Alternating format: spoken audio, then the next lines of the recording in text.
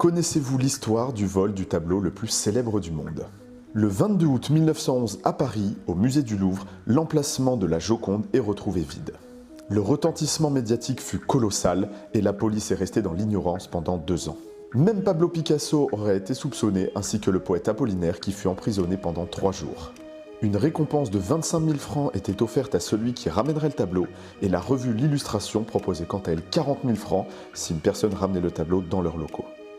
Il s'est avéré que le voleur amateur n'était autre que Vincenzo Peruggia, un peintre en bâtiment à Paris originaire d'Italie. Il était à l'époque en charge de la mise en place de la vitre de protection de l'œuvre au musée du Louvre. Il s'était laissé enfermer au musée pendant la nuit avant d'en ressortir au petit matin avec le tableau caché sous son manteau.